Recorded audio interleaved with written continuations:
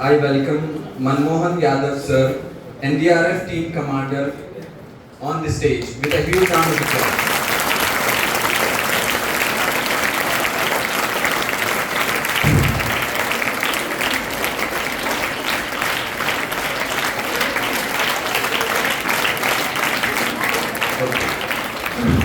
We also have Indra Devi Madam, Tahsildar Balapur Mandal, and Manipal Reddy Sir, Deputy Tahsildar Balapur Mandal with us.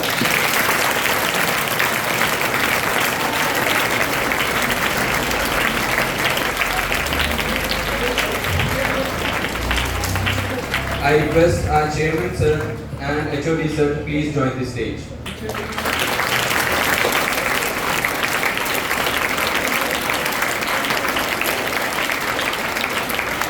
Okay, students. The government is conducting a disaster management program to create awareness about safety and preparedness during emergencies such as earthquakes, floods, and fires. The program aims to help students and the civilians understand basic safety rules, emergency response, and the importance of staying calm during disasters. All the students and civilians are expected to attend and actively participate. Thank you. For further details, I hand over the mic to Manmohan Yadav sir, NDRF team commander.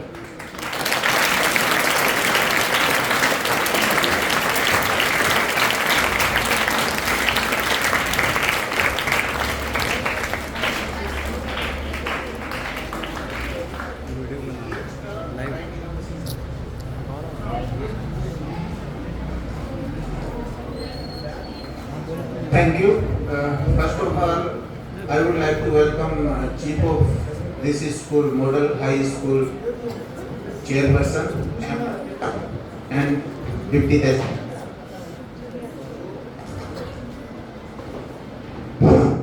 जो आज का programme है students के लिए plus civilians के लिए है कि कम्युनिटी को कितना स्ट्रेंथ होना है कि किसी भी नेचुरल और मैनमेड डिजास्टर में अपने आप को सेव कर सकें, साथ ही अपने नियर डियर और रिलेटिव्स को सेफ रख सकें। आज के प्रोग्राम में हम आपको फ्लड से रिलेटेड कुछ नॉलेज देंगे, साथ ही अर्थक्वेक से रिलेटेड नॉलेज देंगे और मेडिकल फर्स्ट रेस्पॉन्डर हॉस्पिटल में जाने से पहले फर्स्ट एड ट्रीटमेंट क्या होना चाहिए उसके बारे में जानकारी देंगे। साथ ही आपकी स्कूल या कहीं सिविल एरिया में कोई फायर इंसिडेंट होता है तो आपको कैसे बचना है, क्या करना है, उसके बारे में जानकारी देंगे और आपकी कोई भी क्यूरीज होगी उसके बारे में जानकारी देंगे। सो मेरा सभी से रिक्वेस्ट है कि जो भी सेशन चलेगा उसको इंटरेस्ट लेके सुनना है और डाउट नहीं रखना है। कोई भी क्वेश्चंस माइंड में आता है तो स्ट्रेट फॉरवर्ड पूछना है। Okay, thank you.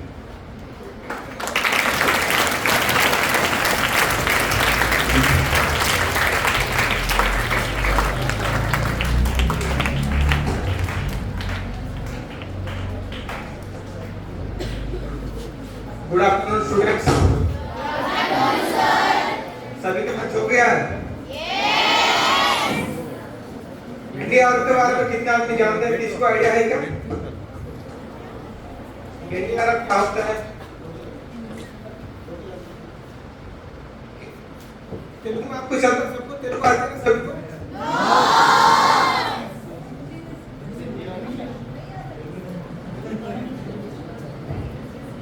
Hindi comfortable ना? ओके, हमारा जो अपना प्रोग्राम है हिंदी में चलाएंगे।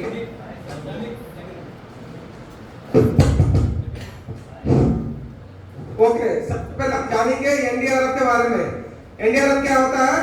National disaster response force. Very good, national disaster response force. ये फोर्स क्या काम करती है, किसी को आइडिया क्या? डिजास्टर पर रिस्पांस करती है। क्लियर है ना? नेशनल डिजास्टर रिस्पांस फोर्स किसी भी प्रकार का डिजास्टर होने पर रिस्पांस करती है। ओके, क्लियर है? यस। तो डिजास्टर किस प्रकार का हो सकता है? मैन-मेड हो सकता है, नेचुरल हो सकता है कि नहीं?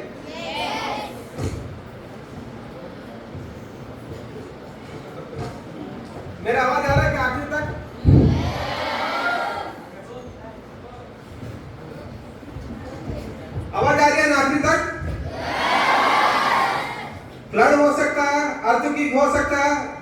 फ्लड्स हो सकता है, इस प्रकार के सीवियर इमरजेंसी हो सकती है, केमिकल, बायोलॉजिकल, रेडियोलॉजिकल, इस प्रकार की किसी भी प्रकार की इंसिडेंट होने पर एनडीआरएफ टीम क्या करती है? रिस्पांस करती है, इवैक्यूएशन करती है।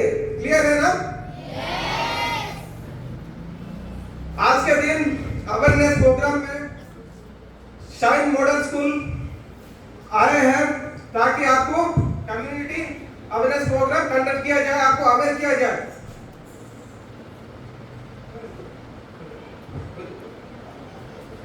क्लियर है ना? चलो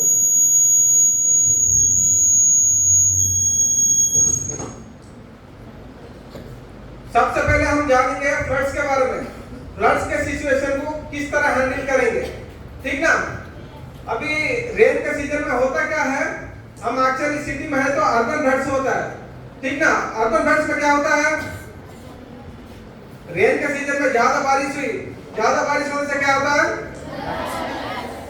फ्लड्स आ जाता है, पूरे गली में पानी भर जाता है। क्लियर है ना? पानी भर जाता है, पानी का सिचुएशन रहता है, कभी कभी तो लगातार बारिश होती रहती है। इस सिचुएशन से हमको किस तरह बचना चाहिए, क्या नहीं देखते। सबसे पहले बारिश होने से पहले हमको क्या चीज है, पहले थोड़ी थोड़ी सूचना मिलती रहती है, रेडियो के द्वारा, पेपर के द्वारा, टीवीओ के द्वारा, मीडिया के द्वारा इंफॉर्मेशन मिलती रहती है। लगातार 2 दिन 3 दिन 4 दिन बारिश होने वाली है, अलर्ट हो जाओ बोल के, है कि नहीं? तब हमें क्या करना चाहिए? हमारे इंपॉर्टेंट डॉक्यूमेंट बढ़िया से एक पेपर में, प्लास्टिक पेपर में छिपाकर बढ़िया से सेव करके रखना चाहिए, ठीक ना? और कीमती चीजें जैसे कि गहने, ये सब एक बॉक्स में बढ़िया से सेव करके रखना चाहिए। इमरजेंसी किट, इमरजेंसी किट में क्या क्या आता है? अगर घर में कोई बुजुर्ग है, बच्चे हैं, तो उनके लिए कीमती मेडिसिन, जो मेन मेडिसिन टाइम की खाने की मेडिसिन रहती है ना, शुगर बीपी के कोई ना कोई पेशेंट रहते हैं घरों में, तो मेडिसिन भी सेव करके रखना चाहिए, फर्स्ट एड बॉक्स से रखना चाहिए, ठीक ना? इस तरह की जितनी भी इंपॉर्टेंट चीजें हैं जिसको हम रेगुलर यूज करते हैं, जो हमारे लिए कीमती चीज होती है, उसको पहले से हमको बढ़िया से एक जगह एक पेटी में सेव करके रखना चाहिए, ठीक ना? ये क्या है? फ्लड होने से पहले जब भी हमको इंफॉर्मेशन मिलती है 2-3 दिन लगातार बारिश होने वाली है बोलकर, तब हमको फ्लड के बिफोर ये कार्रवाई करनी है। अभी मान लो अचानक बारिश हो गई, फ्लड का सिचुएशन आ गया, तब किस तरह हैंडल करोगे? तब किस तरह हैंडल करना, हमको कुछ चीजें पता होना जरूरी होती है। जैसे कि अभी हम इसी इलाके में हैं, फ्लड आ गया, पूरी तरह से बारिश हुई है, फ्लड आ गया, तो हमको ये चीज आइडिया होना चाहिए कि हमको किस दिशा में जाना है, डाउन किधर है, अप किधर है, ओके ना? डाउन किधर है, अप किधर है, हमको आइडिया होना चाहिए, ताकि अपनी दिशा में हम बढ़ सके, अपने आप को सेव कर सके जब तक रेस्क्यू टीम ना आ जाए, ठीक ना? ओके, आपकी ओर बढ़ेंगे। और हम जिस एरिया में रहते हैं, वो गली हो सकती है या सिटी हो सकती है, उस एरिया का थोड़ा बहुत आइडिया होना जरूरी है। कहाँ पर ड्रेनेज है, कहाँ पर इलेक्ट्रिक पोल है, इस तरह का आइडिया होना जरूरी है। क्यों जरूरी है? अचानक हम फ्लड की सिचुएशन में कहीं फंस जाए, तो कहीं आ रहे हो इमरजेंसी सिचुएशन में, और ड्रेन में डूबे ना, ड्रेन से ड्रोनिंग केस से बच सके, अपने आप को सेव कर सके और किसी को गाइड कर सके। क्लियर है ना? अगर मान लो गली में बहुत बारिश हो गई, पानी पूरा जमा हो गया, इलेक्ट्रिक लाइन से पावर लाइन कट के पानी में गिर गई, तब क्या करोगे? पानी में जाना चाहिए क्या? किसी को जाना देना चाहिए क्या? क्या करना चाहिए हमको? जल्द से जल्द इलेक्ट्रिक डिपार्टमेंट वालों को इंफॉर्मेशन देना जरूरी है, ठीक ना? या तो आप ऐसा कर सकते हैं, आपके घर के बड़ों को बता सकते हैं, घर के बड़े क्या करेंगे? पुलिस वालों को, इलेक्ट्रिक डिपार्टमेंट वालों को कॉल करके तुरंत उसका पावर लाइन कट कराएंगे। क्लियर है ना? इसके बारे में भी अवेयर रहना बहुत ही जरूरी है। नेक्स्ट अभी देखते हैं, कभी क्या होता है फ्लड के सिचुएशन में, अचानक किसी काम से आ रहे हो, जा रहे हो, ज्यादा बारिश के कारण कहीं कोई गिर गया, तो उस सिचुएशन में हमको फ्लोट करने के लिए, अपने आप को रेस्क्यू करने के लिए, अपने साथी वालों को रेस्क्यू करने के लिए फ्लोटिंग डिवाइस हम अपने आप किस तरह से बना सकते हैं, किस तरह से हम रेस्क्यू कर सकते हैं, अभी देखेंगे। इम्प्रोवाइज डिवाइसेस, सबसे पहले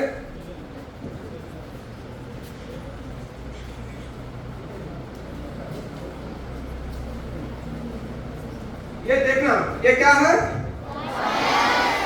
नॉर्मल वाटर बॉटल है कूल ड्रिंक का, ठीक ना? पी के क्या करते हैं? फेंक देते हैं, या तो पानी के लिए यूज करते हैं। पर अगर हम इसको ध्यान से यूज किया जाए तो क्या कर सकते हैं? इसको हम एक फ्लोटिंग डिवाइस बना सकते हैं। कुछ नहीं करना, अच्छे 4 बाल्टी लेना है, लेने के बाद बड़े से उनको पहले चेक करना है। चेक करने के बाद क्या चेक करना है? इसमें क्या देखना चाहिए हमको? कहीं होल तो नहीं है ना? इस तरह का बड़े से चेक करने के बाद ढक्कन टाइटली लगाना चाहिए। लगाने के बाद इस तरह से रोप से बस टुगेदर करना है, इनको फिक्स करना है। फिक्स करने के बाद हम क्या कर सकते हैं? इसको किस तरह से यूज कर सकते हैं? देखो, ढक्कन नीचे की तरफ होना चाहिए, बॉटम टॉप में होना चाहिए। ढक्कन नीचे की ओर होना चाहिए, बॉटम टॉप की ओर होना चाहिए। इस तरह से रोप से बढ़िया से हम अपने आप को बांध लेंगे तो क्या होगा? पानी में डूब पाएंगे क्या? आराम से फ्लोट कर सकते हैं। अगर मान लो आपके आगे कोई पानी में डूब रहा है, डूबते हुए जा रहा है, तब आप उसको क्या कर सकते हो? थ्रो करके उसको सेव भी कर सकते हो, है कि नहीं? इसे हम क्या बोलते हैं? Improvise floating devices. क्लियर है ना? नॉर्मल वाटर बॉटल है, इसे बना सकोगे ना आप भी? अभी देखो, ऑयल के, वाटर के जो बड़े बड़े कैन होते हैं ना, आपने बहुत बार देखा होगा, यूज भी किया होगा। ये नॉर्मली पेट्रोल के लिए, डीजल के लिए या तो फिर पानी के लिए यूज करने वाले बड़े बड़े कैन है। इसको भी सेम कुछ भी नहीं किया हमने। क्या किया? दोनों को रोप से बढ़िया से फिक्स कर दिया, बढ़िया से चेक किया, एक रोप से दोनों को फिक्स कर दिया। करने के बाद ढक्कन एकदम टाइटली लगा दिया। अब एम्प्टी बोतल में क्या है? इसमें एयर है। एयर रहने से क्या होता है? बोतल फ्लोट होता है। इसको पकड़ने से क्या होगा? हमको इसको बड़े से हम अगर हमारे पास रखेंगे तो फ्लोट करने में बहुत हेल्पफुल होगा। आपको डाउट आया होगा कभी ना कभी, तो आदमी का वजन जमीन पर बहुत होता है। पानी में अगर कोई आदमी गिर जाए तो आदमी का वजन कम हो जाता है। क्यों हो जाता है? क्योंकि पानी की डेंसिटी ज्यादा होती है। क्लियर है? मान लो एक आदमी का वजन 100 केजी है, पानी में गिरेगा तो क्या हो जाएगा? वो 1/3 हो जाएगा, 25 केजी का हो जाएगा। इसीलिए नॉर्मल छोटे छोटे वाटर बॉटल भी आराम से लाइफ सेव कर सकते हैं। इसी तरह ये देखो, नारियल को देखे होंगे, सूखे नारियल, सूखे नारियल को लेके बस इसी तरह से रोप से फिक्स करके बांध देना है। बांधने के बाद भी हम इसको क्या कर सकते हैं? आराम से एक फ्लोटिंग डिवाइस की तरह पानी में फ्लोट करते जा सकते हैं, या तो कोई डूब रहा हो उसको हम थ्रो करके बचा सकते हैं। क्लियर है ना? अभी नेक्स्ट देखो, ये पानी भरने वाली प्लास्टिक की बिंदगियां हैं। क्लियर है ना? घरों में आपने कहीं ना कहीं इधर उधर देखा होगा, नॉर्मली पानी भरने वाला प्लास्टिक का बिंदगियां है। इनको भी क्या किया? सबसे पहले उनका हेड क्लोज कर दिया। क्यों? ताकि हवा बाहर ना जा सके, पानी अंदर ना आ सके। बढ़िया से फिक्स करने के बाद रोप से दोनों को कनेक्ट कर दिया। फिर इसको भी हम क्या कर सकते हैं? एक फ्लोटिंग डिवाइस की तरह फ्लोट करने के लिए इस्तेमाल कर सकते हैं। जब भी इमरजेंसी सिचुएशन आती है तो हम अपने आप को फ्लोट कर सकते हैं, अपने आप को बचा सकते हैं, और अपने जो साथियों को, अपने फैमिली को, फ्रेंड्स को, किसी को भी बचा सकते हैं। क्लियर है ना? ओके, अभी हमने क्या सीखा?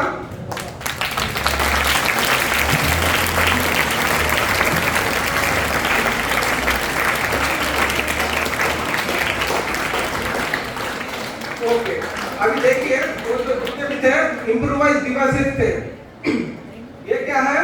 एकदम प्रॉपर लाइफ जैकेट बोलते हैं इसे। लाइफ जैकेट आपने देखा होगा, कहीं भी नदियों में, कहीं भी बोट के लिए जाते समय पक्का लाइफ जैकेट पहनने के लिए बोलते हैं। किस लिए बोलते हैं? किसी भी इमरजेंसी सिचुएशन में अगर पानी में भी गिरेंगे ना, ये डूबने नहीं देगी, ठीक ना? अगर कोई भी बंदा अगर पानी में गिर जाता तो ये लाइफ जैकेट 72 घंटे तक उसको डूबने नहीं देगी। क्लियर है? इसीलिए कभी भी आप बोटिंग के लिए या कहीं भी जाते हो तो पक्का लाइफ जैकेट वियर करना। इस तरह जैसे हम शर्ट पहनते हैं ना, उसी तरह से पहन के बस बटन टाई कर लेना। ये देखो, ये इम्प्रोवाइज लाइफ जैकेट है। इसको क्या किया गया?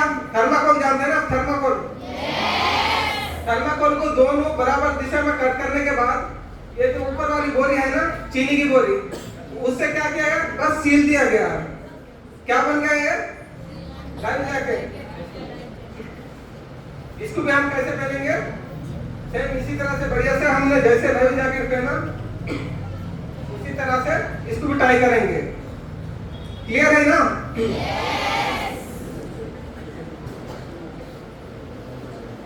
आप सबने बढ़िया से देखा ना, इम्प्रोवाइज डिवाइस बनाना कितना आसान है? बहुत ही आसान है। कभी भी हम इससे हमारी लाइफ सेव कर सकते हैं, हमारे साथियों को भी लाइफ आराम से सेव कर सकते हैं। अभी देखिए, ये देखो, ये देखो क्या है?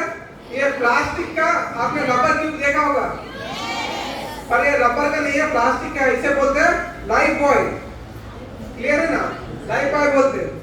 ये डूबेगा नहीं, इसके थ्रू कम से कम 4 आदमी डूब नहीं पाएगा, 4 आदमी आराम से फ्लोट करेगा। इस तरह अगर 2 आदमी है, मान लो 2 आदमी भी इसको इस तरह पकड़ के इस्तेमाल कर सकते हैं। क्लियर है ना? अगर कोई कहाँ भी कई जगह रखा हुआ रहता है, यहाँ पानी के इलाके है, जब क्या करना, अगर कोई भी डूब रहा है तो इसको तुरंत उठा के उसके पास फेंक देना, ताकि वो तुरंत अपना जान बचा सके इसके थ्रू फ्लोट होकर। क्लियर है ना? ओके। अगर सिंगल पर्सन है तो इस तरह से हम इसको यूज करेंगे।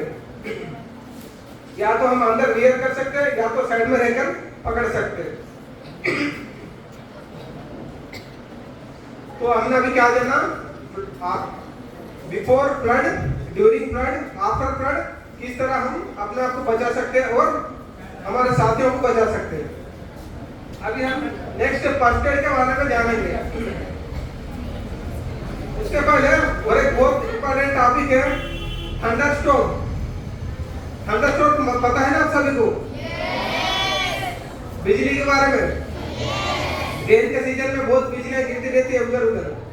जब भी थंडरस्टॉर्म होती है, बिजली गिरती है, तो क्या किन किन चीजों से नुकसान रहता है? बिजली में क्या रहता है? हाई वोल्टेज पावर रहता है। हाई वोल्टेज पावर रहता है, किसी भी चीज को जला के राख कर सकता है कि नहीं? पावर के साथ साथ वो साउंड भी बहुत प्रोड्यूस करता है। पावर, साउंड और इनके साथ साथ लाइटनिंग भी। भाई मान लो नॉर्मल लाइट है, हम आराम से देख पा रहे हैं। अगर बहुत ही फोकस्ड लाइट है, पावरफुल लाइट है, तो हम ऐसा देख पाएंगे क्या? देख नहीं पाएंगे। इसलिए जब भी थंडरस्टॉर्म का बिजली का वो रहता है दिक्कत, तब हम क्या करेंगे? 3 चीजों पे ज्यादा फोकस करेंगे। एक साउंड, एक लाइटिंग, दूसरा क्या है? तीसरा पावर। ठीक ना? जब भी रेनी सीजन रहता है, जब भी बिजली गिरती रहती है, हमको इंफॉर्मेशन भी मिलता रहता है सोशल मीडिया, टीवी के द्वारा। तब हमको क्या करना चाहिए? कि अगर हम घर में है तो किस तरह बचाव करेंगे? हम टीवी देखना चाहिए क्या उस समय हमको? टीवी नहीं देखना चाहिए, क्योंकि टीवी एक इलेक्ट्रॉनिक डिवाइस है। ओके? और उस समय हमको बाथिंग करना चाहिए क्या? नहाना चाहिए क्या? क्यों? अगर मान लो ऊपर पानी का टैंक रखा हुआ घर के ऊपर, उसी समय बाथिंग कोई कर रहा व्यक्ति, तुरंत उस टैंक के ऊपर अगर बिजली गिरेगी तो क्या होगा? शॉक लगेगा, डेथ होने की संभावना होती है। इसीलिए जब भी थंडरस्टॉर्म का बिजली का टाइम रहता है, उस समय हम क्या करेंगे? बाथिंग नहीं करना चाहिए, इलेक्ट्रॉनिक गैजेट का इस्तेमाल नहीं करना चाहिए। क्लियर है ना? अगर मान लो आप ओपन प्लेस में हो, खेतों में हो, ओपन प्लेस में हो, तब क्या करोगे? क्या कर? इधर उधर झाड़ के नीचे जाना चाहिए क्या? पेड़ों के नीचे नहीं जाना चाहिए। क्यों? पेड़ पर भी बिजली गिरने का खतरा ज्यादा होता है। तब हम क्या करेंगे? ओपन प्लेस में इस तरह से एक तरह का पोजीशन है, यूनिवर्सल पोजीशन, उस पोजीशन को इस्तेमाल करेंगे तो बिजली के खतरे से बच सकते हैं। देखो इस तरह, देखो इस व्यक्ति ग्राउंड में, मैदान में, खुले मैदान में घूम रहा था। अचानक लगातार बिजलियां गिर रही है, थंडरस्टॉर्म हो रहा है। तब इसने अपने आप को बचाने के लिए इस तरह का पोजीशन चुन लिया। देखो सबसे पहले इसने क्या किया? नीचे बैठ गया। नीचे बैठने के बाद नीचे की तरफ गर्दन कर आंख बंद कर दी। आंख बंदने से क्या होगा? लाइट दिखाई नहीं देगी। ओके? फिर इसने कान भी बंद कर दिए। कान किसने बंद कर दिया? आवाज से बंद ठीक ना। इस तरह से पोजीशन करने से क्या होता है, यूनिवर्सल एक पोजीशन है, थंडरस्टॉर्म जब भी होते रहते हैं ओपन ग्राउंड में हो तो इस तरह से पोजीशन करने से बिजली से पावर से बचा जाता है, ठीक ना। ये एक यूनिवर्सली पोजीशन है। ओके, अभी देखते हैं कि मान लो आप कहीं स्कूल में हो, ठीक ना, स्कूल में हो, अचानक अर्थक्वेक हो गया, क्या करोगे? अर्थक्वेक में क्या करोगे? अभी मान लो हम इसी तरह बैठे हुए हैं, अचानक अर्थक्वेक हो गया, क्या करोगे?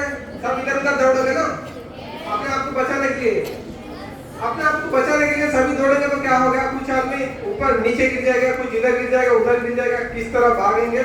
उसमें अर्थक्वेक से कम अपना आप दौड़ने से इधर उधर पूरा गड़बड़ मचने से ज्यादा नुकसान होता है। तो कभी भी अगर अर्थक्वेक का सिचुएशन रहता है तब किस तरह से हमको बचना चाहिए, कुछ कुछ चीजों का ध्यान रखना जरूरी होता है।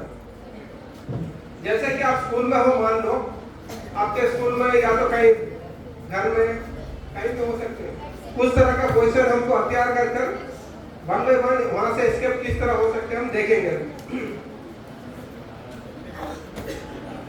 अभी देखो, आप जहां भी उपस्थित हो, आपके पास कोई टेबल या तो कोई हार्ड सरफेस ऊपर इस तरह अंदर खाली वाला हार्ड सरफेस है, तो हम क्या करेंगे?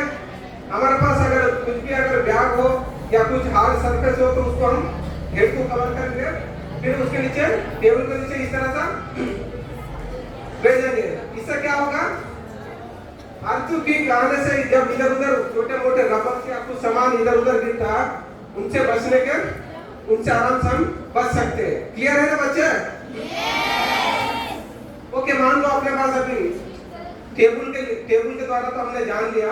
अभी मान लो वन बाय वन हमको यहाँ से जल्दी इवैक्यूएट होना है, बाहर निकलना है, अर्थक्वेक चल रही है, आ रही है जा रही है, तब अब वन बाय वन हम किस तरह से एस्केप हो सकते हैं रूम में से देखेंगे। सबसे पहले इन्होंने क्या किया? अपने हेड को कवर किया। किससे कवर किया? अगर मान लो बैग नहीं है तो क्या करोगे? आपके पास जो चीज अवेलेबल है, हर कुछ भी हो सकता है, जैसे एग्जाम लिखने वाला पैड हो गया, कोई नोटबुक हो गई, किसी भी चीज को आप इस्तेमाल करते हुए अपने हेड को इस तरह सेव करते हुए वन बाय वन एक ही लाइन से निकलना है। जैसे अपने पिलर से बीम से ना वहां से कोलैप्स होने के चांस बहुत कम होता है। तो हम क्या करेंगे? वन बाय वन दीवार के किनारे से इस तरह एस्केप हो जाएंगे, छोटा सा क्वेश्चन करते हुए वन बाय वन एस्केप हो जाएंगे। फिर से देखो बच्चों, सभी इधर उधर भागने से गड़बड़ से उससे ज्यादा खतरा होता है, इसीलिए अपने हेड को बचाते हुए दीवार के किनारे से इस तरह से हम हो सकते हैं।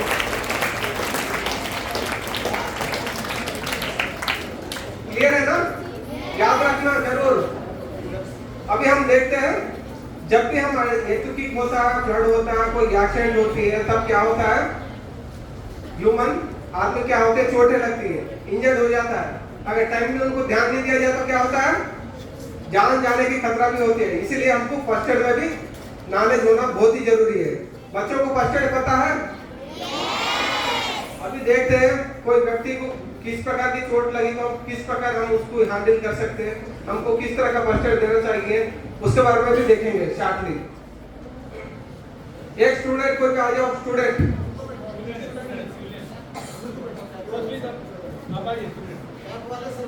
रेवेन्यू डिपार्टमेंट वाला कोई भी आ सकते हो।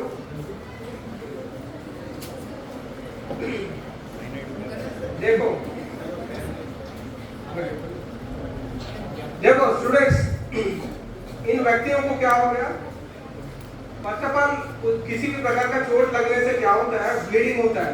अगर हम उसको ब्लीडिंग नहीं रोकेंगे तो क्या होगा? ब्लीडिंग होने के कारण जान जाने की खतरा होता है। इसीलिए हमको ब्लीडिंग कंट्रोल करने के मेथड याद होना जरूरी है, ठीक ना। सबसे पहले ब्लीडिंग कंट्रोल करने के मेथड में सबसे पहले आता है डायरेक्ट प्रेशर। अभी देखो इनके हाथ में चोट लगी है, इनके हाथ में यहाँ पर चोट लगी है, ब्लीडिंग हो रही है, तो इन्होंने क्या किया? हमारे पास इसे गाउस पीस बोला जाता है मेडिकल टर्म में। मेडिकल टर्म में इसे क्या बोलते हैं? गाउस पीस बोलते हैं, ठीक ना। अपने पास अवेलेबल रहने दो या ना रहने दो, हर जगह आजकल हॉस्पिटल हो, स्कूल हो, कहीं मेन जहाँ भी मेन कॉम्प्लेक्स हो, मेडिकल किट छोटा मोटा अवेलेबल होता है। अगर हमारे पास अवेलेबल ना हो तो हमारे पास जो चीज है ना, कर्चीफ हो सकती है, चुन्नी हो सकती है, दुपट्टा हो सकता है, इस तरह का कुछ भी चीज को हम लेके डायरेक्ट पेशेंट मेथड से हम ब्लीडिंग को रोक सकते हैं। कुछ नहीं किया, जहाँ पर से ब्लीडिंग हो रही थी उसके ऊपर रखा, रखने के बाद दबा दिया, उससे क्या होगा, ब्लीडिंग बंद हो जाएगी। मान लो कि अभी भी ब्लीडिंग हो रही है, चोट गहरी है, तब क्या करोगे, एलिवेशन। फर्स्ट हमने डायरेक्ट प्रेशर किया, नेक्स्ट एलिवेट किया ऊपर। किस लिए किया, आपने मोटर देखा होगा घरों में, पानी वाला मोटर, मोटर चालू करने के बाद पाइपों के द्वारा पानी बहुत प्रेशर से आता है। मान लो पाइप को ऐसा ऊपर करके मैं पकड़ूंगा तो वाटर का फ्लो कम होता है कि नहीं? वही सिद्धांत यहाँ भी सेम उसी तरह काम करता है। हमारे हार्ट भी एक मोटर की तरह है। हार्ट कहाँ रहता है हमारा, इस तरह का बॉडी में सेंट्रल पार्ट में रहता है, हल्का सा बाईं ओर झुका हुआ रहता है। तब हम हार्ट के ऊपर से ऐसा कर देंगे तो क्या होगा, ब्लड प्रेशर कम हो जाएगा। क्लियर है? Direct pressure, elevation. मान लो इनकी चोट बहुत गहरी है, अभी भी ब्लीडिंग हो रही है, तब क्या करोगे, तीसरा मेथड इस्तेमाल करेंगे। तीसरा मेथड में क्या आता है, जैसे मोटर पाइप से पानी आ रहा है ना, अगर उस पाइप पर कोई पाइप रख देता है या तो पाइप को दबाने से क्या होता है, पानी रुक जाता है या तो धीरे धीरे आता है, बिल्कुल धीरे। उसी तरह सिद्धांत यहाँ अप्लाई होता है। देखो हमारे बॉडी में भी पूरे आर्टरीज, वेन्स होते हैं। क्लियर है ना? अपनी बॉडी में ब्लड कितना होता है, एवरेजली 5 से 6 लीटर होता है। क्लियर है ना? 5 से 6 लीटर होता है। अगर 2-2.5 लीटर की अगर बॉडी से बाहर आ गया ब्लड तो जान जाने की खतरा होता है, आदमी शॉक में चल जाता है। इसीलिए ब्लीडिंग कंट्रोल करने के 4 मेथड याद रखना, उसको जरूरत पड़ने पर इस्तेमाल करना बहुत ही जरूरी है। देखो फर्स्ट ऑफ ऑल हमने क्या किया, डायरेक्ट प्रेशर, एलिवेशन, उसके बाद प्रेशर पॉइंट, तीनों चीज को इस्तेमाल करते हैं ब्लीडिंग कंट्रोल करने के लिए। क्लियर है ना बच्चा? First method direct pressure, second elevation, third pressure point. Clear है ना? फर्स्ट कौन सा है, फर्स्ट सभी बोलो, first direct pressure, second third pressure point. Okay, तीनों इस्तेमाल करके हम ब्लीडिंग को रोक सकते हैं। मान लो कि किसी का हाथ बुरी तरह से कट हो गया, जान जाने का खतरा है, ब्लीडिंग बहुत ज्यादा हो रही है। आखिरी चौथा एक है पॉइंट, पर उसको आजकल मेडिकल टर्म में कहीं इस्तेमाल नहीं किया जा रहा है। पर अगर मान लो किस व्यक्ति की ब्लीडिंग की वजह से जान जाने की संभावना है, तभी हम ये टोर्निकेट का मेथड इस्तेमाल करते हैं, वरना हम टोर्निकेट का मेथड इस्तेमाल नहीं करते। क्लियर है ना बच्चे? लास्ट सिचुएशन में इस्तेमाल करते हैं टोर्निकेट मेथड। क्या करेंगे, सबसे पहले एक किसी भी प्रकार की इस तरह का पट्टी या तो फिर रस्सी लेके हम नाट लगाएंगे, उसके बीच में पेन या तो लकड़ी रख के ऊपर से दोबारा नाट लगाएंगे। लगाने के बाद उस पेन को या लकड़ी को घुमाने से क्या होगा, टाइट होगा, टाइट होगा, एकदम आर्टरीज टाइट हो जाएंगी, ब्लड इधर से उधर जाना दिक्कत हो जाएगा। इसलिए हम क्या करते हैं, इस मेथड को नॉर्मली यूज नहीं करते हैं। जब विक्टिम का जाने, पेशेंट का जान जाने की सिचुएशन रहती है, लास्ट सिचुएशन में इस्तेमाल करते हैं। अगर इस्तेमाल करते समय एक चीज का ध्यान रखना है, उसको एक बार टाइट कर दिया तो फिर तुरंत 2-3 मिनट में फिर लूज करना है, एक बार फिर बाद में टाइट कर सकते हैं। क्लियर बच्चा? कौन से मेथड है, 3 कौन से मेथड है ब्लीडिंग कंट्रोल करने के? Direct pressure, second, third, very good. अभी देखते हैं ब्लीडिंग करने के मेथड हम सीख चुके हैं। अभी मान लो किसी व्यक्ति को क्या हो गया, हेड इंजरी हो गया, सर में चोट लग गई, खून बह रहा है, तब किस तरह से हम कंट्रोल करते हैं देखते हैं। फर्स्ट एड के बारे में आपको नॉलेज होना बहुत ही जरूरी है, कभी भी कहाँ भी जरूरत पड़ सकता है। ठीक है बच्चों? एक्चुअली हेड इंजरी को फर्स्ट एड द्वारा रोकने के तरीके बहुत कुछ है, उसमें आपको सबसे आसान वाला सिखाएंगे। ठीक ना? डबल पट्टी है, ट्रिपल पट्टी है, अलग अलग पट्टियों को इस्तेमाल करके रोक सकते हैं, पर आपको सबसे आसान वाला तरीका सिखाएंगे। अभी मान लो इस व्यक्ति को हेड इंजरी हो गई, सर में से खून बह रहा, तो क्या करेंगे, अपने पास कैंची अवेलेबल है तो सबसे पहले जहाँ चोट लगी है उसका अगल बगल पूरा बाल काट देना चाहिए। काटने के बाद अपने पास जो गोश पीस है या तो सफेद साफ रुमाल है उसको इस प्रकार क्लीन करने के बाद पेस्ट करना है, उसको डायरेक्ट प्रेशर के मतलब एकदम उसको अप्लाई करना है।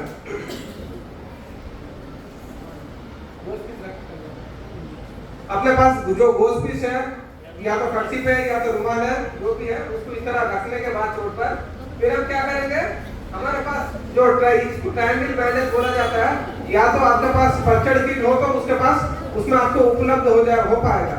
अगर नहीं हो तो क्या करोगे आप, किसी भी चीज का इस्तेमाल कर सकते हैं, या रुमाल, तुवाल, जहाँ गमछा बोलते हैं, किसी भी चीज का इस्तेमाल करके हम इस तरह से उसको फिक्स कर सकते हैं।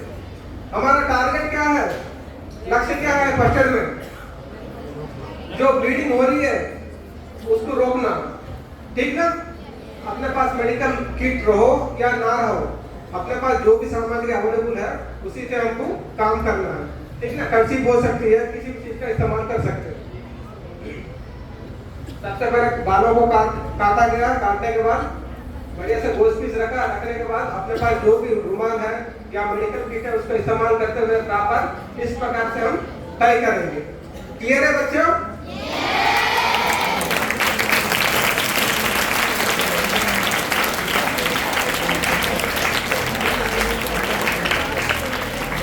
ओके, अभी हमने क्या सीखा, हेड इंजरी होने पर किस तरह से फर्स्ट एड किया जाता है सीख लिया। अभी नेक्स्ट हम देखेंगे किसी का हैंड फ्रैक्चर हो गया, हैंड फ्रैक्चर हो गया, फ्रैक्चर यानी समझते हैं सभी, हड्डी टूटना, बोन फ्रैक्चर। किसी के हाथ की हड्डी टूट गई तो उसको हम किस तरह से स्टेबल करेंगे वो देखेंगे। अगर मान लो किसी व्यक्ति की हड्डी टूट गई, उसको स्टेबल नहीं किया जाएगा तो क्या होगा, हाँ?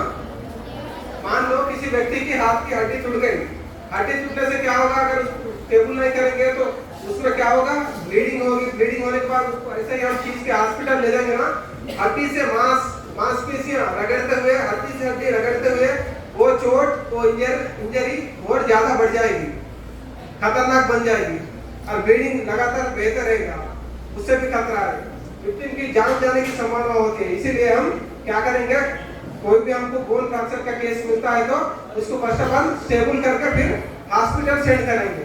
क्लियर है बच्चों? अब देखो हम किस तरह किया करते हैं। अगर आपके पास मेडिकल किट हो तो उसमें आपको मिल जाएगा कोई भी स्प्लिंट बोल के। अगर मेडिकल किट ना हो, तो क्या करेंगे, हम अपने पास जो भी चीज अवेलेबल है उसी का इस्तेमाल करते हुए हम इस तरह स्टेबल करेंगे। देखो नोटबुक है आपके, सबके पास नोटबुक अवेलेबल होगा। देखो नोटबुक का इस्तेमाल करते हुए टूटी हुई हड्डी को स्टेबल कैसे करेंगे हम। अभी मान लो बच्चों, साइलेंट प्लीज, बढ़िया से देखो, आपको आगे करना पड़ेगा। अभी क्या किया, जो फ्रैक्चर, बोन फ्रैक्चर वाला हाथ को नीचे स्टेबल देने के लिए बुक का इस्तेमाल किया गया। बुक का इस्तेमाल करने के बाद फर्स्ट ऑफ ऑल हमने ब्लीडिंग कंट्रोल किया, ब्लीडिंग कंट्रोल के बाद उसको सपोर्ट देने के लिए बुक का इस्तेमाल किया, इस्तेमाल करने के बाद स्टेबल किया।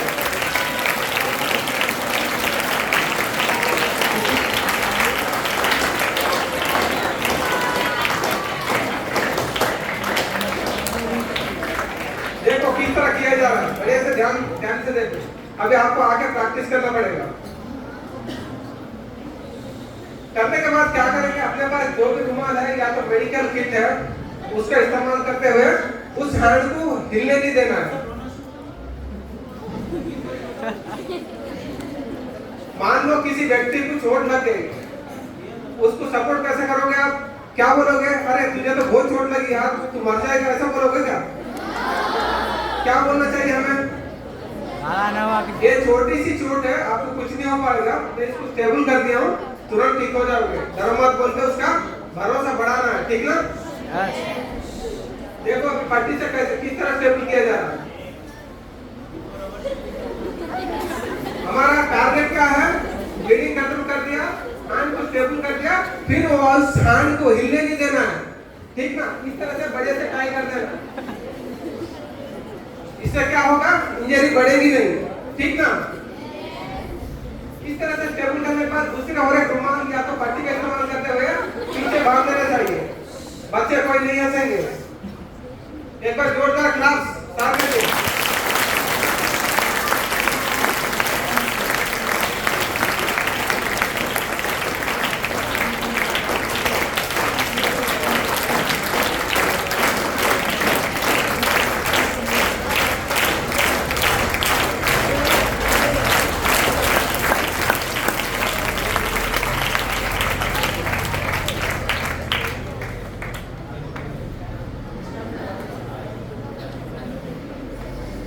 ओके, हमने अभी हेड इंजरी देखा, ब्लीडिंग कंट्रोल मेथड्स देखा, उसके बाद हमने हैंड फ्रैक्चर भी देखा। अभी नेक्स्ट देखेंगे हम आई बॉल इंजरी। मान लो किसी को चोट लगी, आंख बाहर आ गई, आंख बाहर आ गई, उस सिचुएशन को किस तरह से हैंडल करेंगे, उस सिचुएशन को देखेंगे। मान लो कोई दोस्त लोग खेल रहे, या तो कोई बिल्डिंग से गिर गया, कोई एक्सीडेंट हो गई, आंख में चोट लगी और आंख बाहर आ गई, तब क्या करोगे? देख के डर लगता है ना? तब उस सिचुएशन को हमको किस तरह हैंडल करना देखेंगे। डरना नहीं, आराम से हम हैंडल कर सकते हैं। बच्चों, जितना साइलेंट रहोगे ना, उतना ज्यादा सीखोगे, उतना ज्यादा समझ में आएगा, ठीक ना। अभी देखो, आई बॉल एक्सीडेंट को हमको बढ़िया से उसको समझने के लिए क्या करना है, हमको सबसे पहले अपने पास चाय का कप देखे होंगे। चाय का इस तरह का कोई भी कप, बड़ा छोटा कप ले लेना। लेने के बाद क्या करना है, उसके अंदर एक गोल पीस रखना है, उसको हल्का सा पानी में भिगोने के बाद निचोड़ के इसमें रखना है। किसमें रखना है? आंख में जो नमी होती है वो अगर सूख जाएगी तो क्या होगा, आंख पूरे को फिर खत्म हो जाएगी, उसको फिर वापस बचा नहीं पाएंगे। तो उस नमी को बरकरार रखने के लिए हम क्या करेंगे, इस तरह से सबसे पहले कोई कप लेने के बाद उसके अंदर गोश्त पीस को या कोई भी रुमाल को गीला करके इस तरह से रख देंगे। रखने के बाद क्या होता है, फर्स्ट ऑफ ऑल मान लो एक आंख किसी की बाहर आ गई, तो हमको क्या करना चाहिए, उसकी बगल की जो दूसरी आंख है उसको बंद करना चाहिए। देखो, सबसे पहले दूसरी आंख को इस तरह बंद करना चाहिए। क्यों बंद करना चाहिए? दोनों आंखों का मूवमेंट एक साथ होता है, ठीक ना। मान लो एक आंख तो बाहर है, एक आंख दूसरी आंख हिलेगी तो उस आंख को भी दिक्कत आएगी। इसीलिए फर्स्ट ऑफ ऑल जो अच्छी आंख है उसको बंद कर दो। बंद करने के बाद उस ग्लास में उस तरह से उस पट्टी को फिक्स कर उसको क्या किस तरह से रखा जाएगा, देखो, उसके दाएं से बाएं से एकदम हिलने नहीं देना है। ये फर्स्ट एड बहुत इंपॉर्टेंट है, कब कहां पर जरूरत पड़ जाएगी इसको आइडिया नहीं है, ठीक है।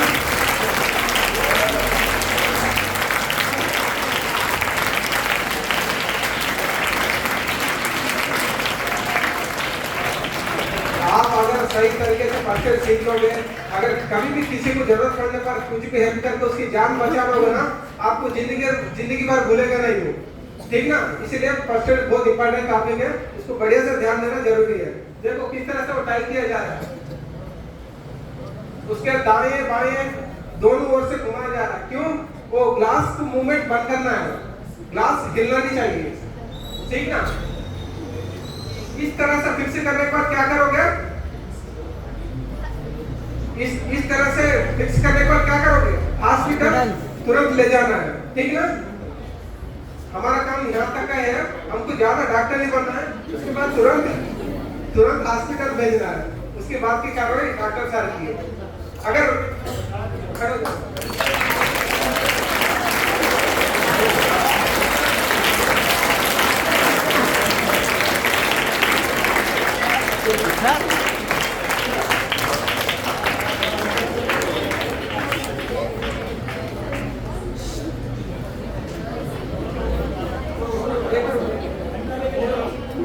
देखो इस तरह से फिक्स कर रखा, देखो बढ़िया से समझने की कोशिश करो, ठीक ना। पीछे निकल जा रहा ना, ओके। तीनों को सारों को एक बार बढ़िया से क्लास मारो।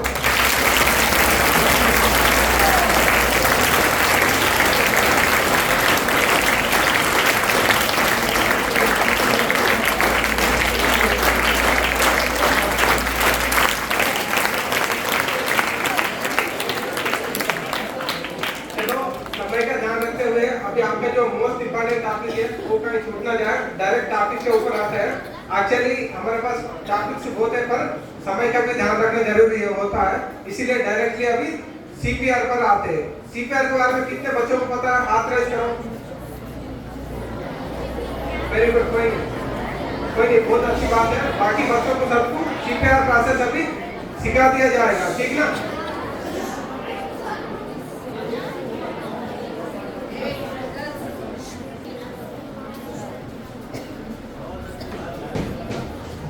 सीपीआर का फुल फॉर्म कौन होता है? कोई बताएगा स्टूडेंट? चलो मैं बताता हूँ, कोई बात नहीं। Cardio pulmonary resuscitation, cardio pulmonary resuscitation. चलो इसको थोड़ा सा और डीपली एक्सप्लेन करता हूँ। कार्डियो यानी क्या हो गया? हमारा हार्ट। पल्मोनरी क्या हो गया? लंग्स हो गया। रिससिटेशन क्या हो गया? हमारे हार्ट और लंग्स को पुनर्जीवित जो किया जाता है प्रोसेस है, उसको क्या बोलेंगे हम? रिससिटेशन।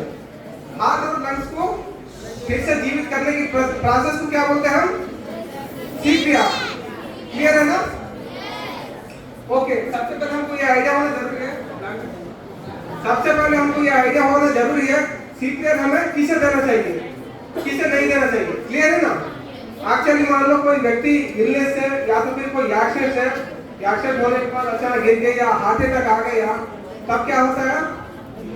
कभी कभी हार्ट काम करना बंद हो जाता है। हार्ट काम कर रहा है या काम नहीं कर रहा, कैसा फाइंड आउट करोगे आप?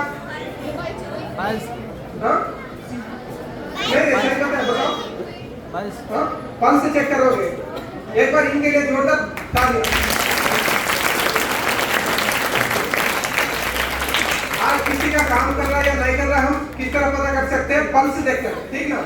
अगर मान लो कोई व्यक्ति गिर गया या एक्सीडेंट हो गया, हार्ट अटैक आ गया, हार्ट अटैक आने के बाद क्या हो गया? उसका हार्ट काम करना, पल्स चेक किया, हार्ट काम करना बंद हो गया, पल्स प्रेजेंट नहीं है। तब से लेकर जो 6 मिनट के जो टाइम है उसको हम क्या बोलते हैं? Golden period of time. किस लिए बोलते हैं? अगर मान लो उसका हार्ट काम करना बंद हुआ, उस समय से लेकर 6 मिनट के अंदर हम अगर सीपीआर उसको देते हैं तो सीपीआर सक्सेसफुल जरूर होती है। अगर इफेक्टिव सीपीआर दोगे ना, पक्का उस व्यक्ति को हम जीवित कर पाएंगे। क्लियर है ना? किसी का हार्ट काम करना बंद हो गया, हार्ट अटैक आ गया या तो फिर कोई एक्सीडेंट हो गया, उस दौरान से उस टाइम से लेकर 6 मिनट के अंदर हमको जल्द से जल्द सीपीआर परफॉर्म करके हम उस व्यक्ति को जीवित कर सकते हैं। क्लियर है ना? अगर मान लो कोई एक्सीडेंट हो गया या तो कोई इधर उधर ऊपर से गिर गया, बहुत समय हो गया, लंबा समय हो गया, तब क्या होता है? एक्चुअली मेडिकल टर्म में 8 से 12 मिनट के बाद क्या होता है? अपने जो ब्रेन के सेल है धीरे-धीरे डेथ होना शुरू हो जाता है, ठीक ना? अगर मान लो ब्रेन के पूरे सेल से डेथ हो गए तो उसको हम मेडिकल टर्म में बायोलॉजिकल डेथ बोलते हैं, ठीक ना? जो ब्रेन के सेल डेथ हो जाता है जिस व्यक्ति में 8 से 12 मिनट के बाद, उस डेथ को हम क्या बोलते हैं? Biological death. उसमें सीपीआर देने से कोई फायदा नहीं होता। हमको फायदा कब होता है? किसी का एक्सीडेंट हो गया, हार्ट काम करना बंद हो गया या तो हार्ट अटैक आ गया, उस समय से लेकर 1 से 6 मिनट के बीच में जो टाइम है, गोल्डन पीरियड टाइम, उसको क्या बोलते हैं हम? गोल्डन पीरियड टाइम है। उसको अगर हम डेथ को कैलकुलेट करेंगे मेडिकल टाइम में तो हम उसको क्लिनिकल डेथ बोलते हैं, ठीक ना? उस क्लिनिकल डेथ को हम सीपीआर प्रोसेस के द्वारा रिवर्स कर पाते हैं। अभी हम ये देखेंगे सीपीआर की पूरी प्रोसेस किस तरह से हमको परफॉर्म करना चाहिए, किस तरह से हमको क्या-क्या चीजों का ध्यान रखना चाहिए, देखेंगे। सबसे पहले अभी मान लो कोई व्यक्ति पड़ा है, इधर एक व्यक्ति पड़ा है, अनकॉन्शियस हो गया, हार्ट अटैक आ गया, गिर गया, तो हमको सबसे पहले क्या करना चाहिए? उस व्यक्ति को हार्ट सरफेस पर लाना चाहिए। हार्ट सरफेस पे क्यों लाना चाहिए? हार्ट सरफेस पे लेके आए, ठीक ना? अगर हम मान लो कोई सोफा में या तो बिस्तर में हम उसको सीपीआर देंगे तो क्या होगा? इफेक्टिव सीपीआर हो नहीं पाएगा। सीपीआर देना इतना आसान नहीं है और उतना कठिन भी नहीं है। हमको इफेक्टिव सीपीआर देने के लिए प्रॉपर पोजीशन आना जरूरी है, कुछ चीजों का ध्यान रखना जरूरी है, जैसे कि हार्ट सरफेस, ठीक ना? अभी मान लो हमने हार्ट सरफेस पे लेटा दिया, लेटाने के बाद सबसे पहले हम क्या करेंगे? रेस्पॉन्स इस प्रकार हम चेक करेंगे।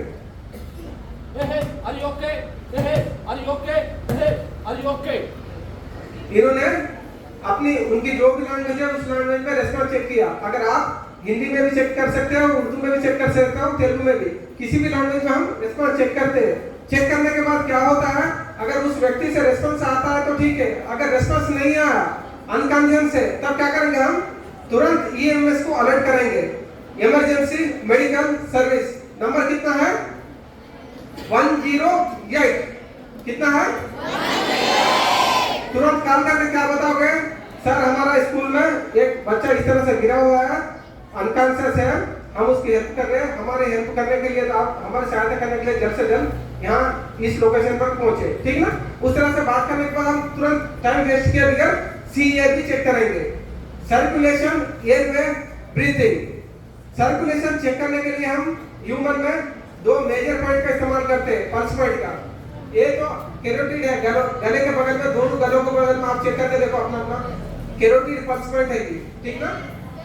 इसी पल्स का हम ज्यादा इस्तेमाल करते हैं, ठीक ना? कभी कभी आपने डॉक्टर को देखा होगा, यहाँ पर चेक करते हो, उसे बोलते हैं रेडियल पल्स, ठीक ना? थोड़ा सा वो भी मिलता है पर थोड़ा सा जल्दी मिल नहीं पाता, इसीलिए हम ज्यादातर कैरोटिड पल्स को प्रेफरेंस देते हैं। सबसे पहले हम इस प्रकार कैरोटिड पल्स चेक करेंगे। देखो पल्स एब्सेंट हो गया, क्या करोगे? तुरंत CPR की प्रोसेस स्टार्ट कर देनी चाहिए। हमने पल्स से देखा, पल्स एब्सेंट है, तो गोल्डन पीरियड टाइम खत्म होने से पहले हमको CPR की प्रोसेस स्टार्ट करना चाहिए। CPR की प्रोसेस स्टार्ट करने के लिए हमको सबसे पहले हार्ट का लोकेशन पता होना चाहिए। हार्ट हमारा किधर होता है? लेफ्ट या राइट? ओके, हमारा जो हार्ट क्या होता है, हमारे शरीर के बीच में रहते हुए हल्का सा लेफ्ट साइड, बाएं साइड की ओर झुका हुआ होता है। क्लियर है? उसको फाइंड आउट करने का आसान तरीका देखो इधर। जैसे हमारा जो रिब्स है, रिब्स एंडिंग का जो पार्ट है, वहां से हल्का सा ऊपर जयपार्ट प्रोसेस रहता है। देखो डमी में जयपार्ट प्रोसेस पर इस तरह 2 फिंगर रखते हुए हमारा मास्टर हैंड को हार्ट के सेंटर में प्लेसमेंट करना चाहिए इस तरह। उसके बाद हमारा जो सेकंड हैंड है, सपोर्टिव हैंड को इस तरह प्लेसमेंट करना चाहिए। अभी इसी प्रोसेस को प्रॉपर नीचे रख के दिखाया जाएगा आपको, प्लीज ध्यान से देखो थोड़ा। देखो सबसे पहले हार्ट का लोकेशन फाइंड आउट किए, फाइंड आउट करने के बाद अपना मास्टर हैंड को सेंटर में हार्ट के ऊपर प्लेस किए, करने के बाद सेकेंडरी हैंड को सपोर्टिव दिए, देने के बाद बॉडी का पोजीशन पूरा ऊपर पेशेंट के ऊपर लेके आ गए। क्यों? हमको इफेक्टिव CPR देने के लिए बॉडी का वेट भी काफी हेल्पफुल होता है। कोहनियों को देखो, एल्बो को फोल्ड नहीं करना चाहिए, इस तरह स्ट्रेट होना चाहिए ताकि CPR इफेक्टिव हो पाए, ठीक ना बच्चों? इस तरह पोजीशन में आने के बाद हमको 30 कंप्रेशन, 2 रेस्क्यू ब्रीथ कंटिन्यू देनी चाहिए। अभी देखो 30 कंप्रेशन किस तरह देना चाहिए, कंटिन्यू देखते हैं।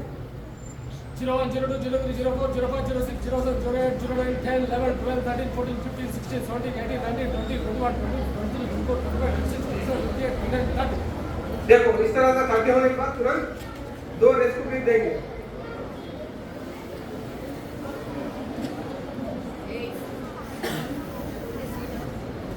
ओके, एक्चुअली हमने 30 कंप्रेशन दे दिए। देने के बाद क्या करेंगे, जो भी पेशेंट है उसको हल्का सा हेड टिल्ट करेंगे, हेड टिल्ट करके उसका नाक बंद करेंगे। नाक किस लिए बंद करना है? माउथ टू माउथ ब्रीथ देते समय क्या होता है, नाक से बाहर आ जाते हैं, इसलिए नोज को क्लोज करना जरूरी है। क्लोज करने के बाद हमको जो रेस्क्यू ब्रीथ देने का प्रोसेस दो प्रकार से दे सकते हैं, mouth to mouth, mouth to barrier. पर कंटामिनेशन से, एक दूसरे के कंटामिनेशन से बचने के लिए हम क्या करते हैं, mouth to barrier process use करते हैं। माउथ टू बेरियर के लिए आप CPR मास्क, इस तरह का CPR मास्क यूज कर सकते हैं, या तो फिर नॉर्मल मास्क यूज कर सकते हैं, या तो फेस शील्ड का इस्तेमाल कर सकते हैं। अगर आपके पास कुछ भी ना हो तो क्या कर सकते हैं आप, हैंड कर्चीफ, चुन्नी का इस्तेमाल करते हुए भी 2 रेस्क्यू ब्रीथ दे सकते हो। इस तरह से हमको एक साइकिल कंप्लीट करने के बाद क्या करना चाहिए, तुरंत सेकंड साइकिल को स्टार्ट करना चाहिए। 30 कंप्रेशन, 2 रेस्क्यू ब्रीथ। बीच बीच में हमको क्या करना चाहिए, पल्स चेक करना जरूरी है। अगर पल्स प्रेजेंट हो जाएगा तो क्या करोगे, CPR की जो प्रोसेस है उसको स्टॉप कर देना है। क्लियर? मान लो हम CPR की प्रोसेस कंटिन्यू कर रहे हैं, बीच में पल्स चेक किया, अगर पल्स प्रेजेंट होता है तो हम CPR की प्रोसेस को रोक देंगे, अगर पल्स ना हो तो कंटिन्यू करेंगे। क्लियर है ना बच्चों? अब जो हम कंप्रेशन देते हैं, कितना कंप्रेशन देना चाहिए हमको, 30 कंप्रेशन देते हैं ना, कितना डेप्थ में देना चाहिए हमको, 5 से 6 सेंटीमीटर डेप्थ देना चाहिए। 5 से 6 सेंटीमीटर डेप्थ देने के लिए हमको बॉडी वेट पूरा पेशेंट के ऊपर रखना जरूरी है, एल्बो स्ट्रेट रखना जरूरी है ताकि इफेक्टिव सीपीआर हम दे पाए, ठीक ना। सीपीआर प्रोसेस में और कोई भी डाउट है क्या आपको? अभी पूरा प्रोसेस एक बार कंटिन्यू देखोगे?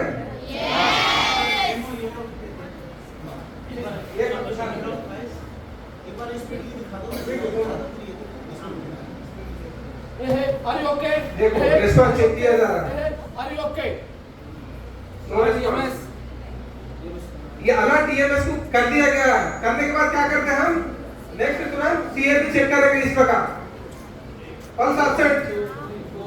Pulse absent. Start CPR. Pulse absent हो गए, हमको पता चला सीपीआर के पास स्टार्ट तुरंत इस प्रकार करेंगे। कंप्रेसर कितना देना है? रेस्ट टू ब्रीथ कितनी देनी है? आवाज कम आ रहा है। कंप्रेसर कितना देना है? रेस्ट टू ब्रीथ कितना देना है? Very good. इस प्रकार हम रेस्ट टू ब्रीथ देने के लिए माउथ टू बेरल प्रोसेस का इस्तेमाल करते हुए नोज क्लोज करके रेस्ट टू ब्रीथ देंगे। क्लियर है ना? Pulse present.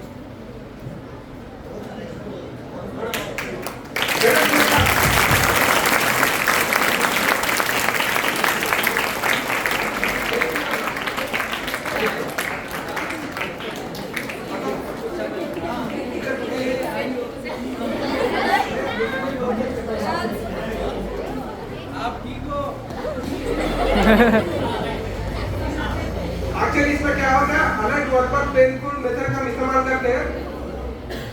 आप वो से भी कमांड दे सकते हो और उस बॉडी में से टच भी कर रहे हैं और हल्का सा दबा रहे हैं, कुछ भी हो तो हमको तुरंत पता चले, ठीक ना।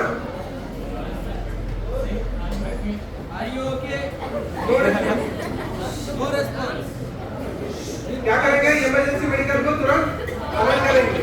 करने के बाद क्या करेंगे? हम सीएबी चेक करेंगे, circulation, air rate, breathing. Circulation check करने के लिए क्रेडिट पॉइंट्स को इस प्रकार हम चेक करेंगे। Pulse absent. तो तुरंत हम क्या करेंगे? सीपीआर की प्रोसेस स्टार्ट करेंगे। कंप्रेशन कितना देना हमको? Rest to breathe.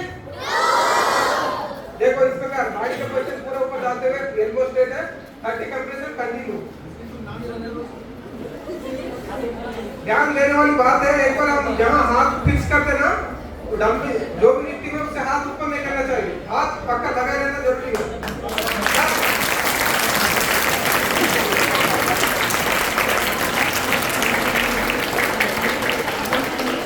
उसके बाद तुरंत हम बिना टाइम वेस्ट किए 2 रेस्क्यू भी इस प्रकार हम देते हैं।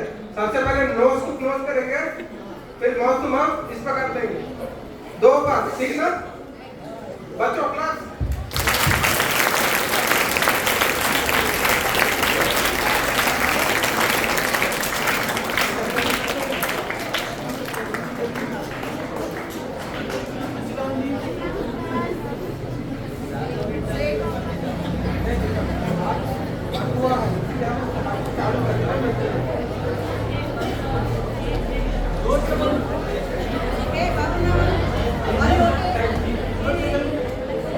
ओके बच्चों, सीपीआर की प्रोसेस हमने देखा, पूरे समझ गए ना बच्चे सभी? हमारे पास टाइम कम है इसीलिए आपको और दूसरा टॉपिक छूट ना जाए, इसलिए तुरंत दूसरा टॉपिक कवर करते हैं। मैडम के लिए एक बार जोरदार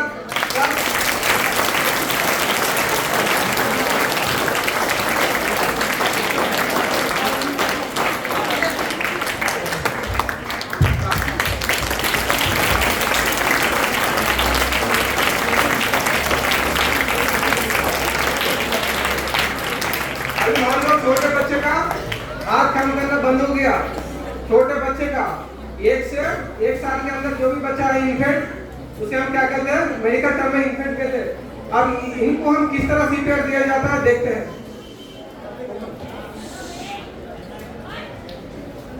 बच्चों में हम कौन सा पल्स चेक करते हैं? ब्राकियल पल्स को चेक करते हैं। देखो किस तरह चेक किया जाता है। कहाँ होता है? अपने दोनों हाथों में यहाँ पर पाया जाता है ब्राकियल पल्स। किसी भी हाथ में चेक कर सकते हैं हम। इस तरह हमने चेक किया, पल्स एब्सेंट है, तुरंत हम टाइम वेस्ट किए बगैर सीपीआर इस तरह हम परफॉर्म करेंगे। बच्चों में हार्ट का लोकेशन फाइंड आउट करने के लिए nipple to nipple, center point को हम हार्ट का लोकेशन मानेंगे। क्लियर है? फिर बच्चों को हार्ट सरफेस पर इस तरह बिठाने के बाद अपने 2 फिंगर्स है, देखो इस तरह के 2 फिंगर्स, ठीक ना, इन 2 फिंगरों का इस्तेमाल करते हुए 30 कंप्रेशन 2 पफ देंगे। देखो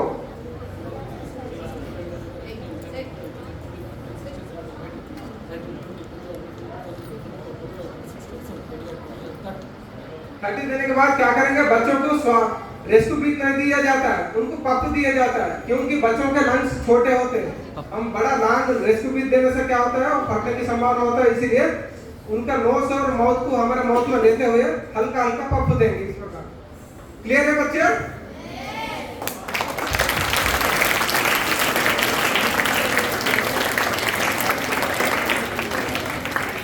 अभी हमने क्या किया, सीपीआर कितने कंप्रेशन देते हैं हम अडल्ट में, बड़ों में, और रेस्क्यू ब्रीथ इन्फेंट में 30 कंप्रेशन 2 पफ देते। क्लियर है ना? इन नंबरों को याद रखना जरूरी है, कितने देते हैं बोलते। और 30 में क्या कर सकते हैं हम, 15-15 के 2 पास कर सकते हैं इन्फेंट में, ठीक ना? या तो ट्यूब रेस्क्यू करके इस्तेमाल करते हुए भी हम 15-15 का सेट कंफर्म कर सकते हैं। अगर डबल रेस्क्यू लेने से वो घट जाता है। क्लियर है बच्चों? अभी मान लो किसी व्यक्ति को क्या हो गया, खाना खाते समय या चॉकलेट बिस्किट लड्डू गोली खाने से क्या होता है, अचानक गले में कभी कभी फंस जाता है। फंसने के बाद क्या होता है, हमारी श्वास लेने की जो प्रोसेस है वो थम जाती है, रुक जाती है, गले में रुकावट आने के कारण, क्योंकि श्वास और हमारा जो आहार नाड़ी है वो यहाँ से डिवाइड होती है, ठीक है, ट्रके के पास से।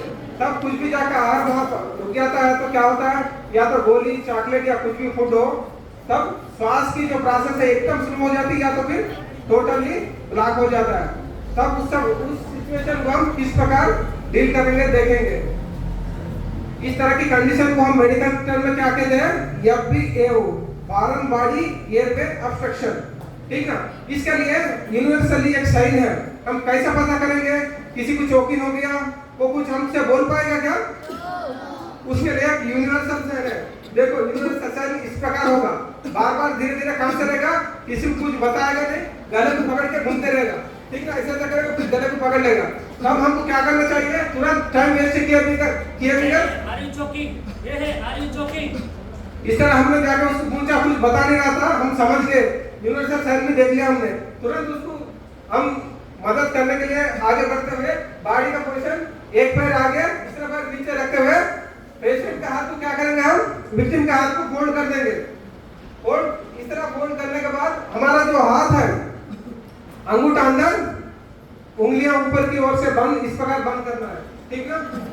बंद करने के बाद पेशेंट का बैलेंस इस प्रकार बाहर रोकते हुए नाक की और डेपर प्रोसेस के बीच की जो पॉइंट है उसमें हम इस तरह कंप्रेशन देंगे, अंदर और ऊपर की तरफ। देखो देखें,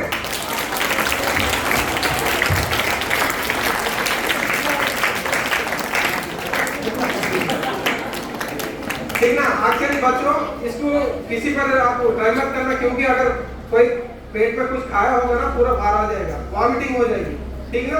अगर रियल सिचुएशन हो जब इस्तेमाल करो, क्या कहीं भी बाहर आ जाएगा। अभी मान लो वही प्रोसेस किसी बच्चे में हो गई, इन्फेंट में हो गई, बच्चे को कुछ गले में लग गया या कुछ उठा के मुंह में पा लिया, तब फिर उसके अंदर जो चोकिंग हो गई, उस कंडीशन को तुरंत हमको पहचानते हुए क्या करना, इस तरह बैठ के बच्चों का नोज और माउथ जो है, नोज और माउथ को ओपन रखते हुए, नोज और माउथ को ओपन रखना, ठीक है, क्लोज मत करना, ऐसा ओपन रख के हमको इस तरह कहीं जहाँ सपोर्ट मिलता है वहाँ बैठकर इस पोजीशन में लाना। लाने के बाद क्या करना है, उसके पीठ पे हल्का सा कंप्रेस देना, इस प्रकार नीचे और आगे की ओर, नीचे और आगे की ओर थ्रस्ट देना, ठीक है। देखो, और बीच बीच में क्या करना, नीचे चेक भी करना उसके मुंह से कुछ निकला कि नहीं, बच्चा रो रहा है कि नहीं। क्लियर है?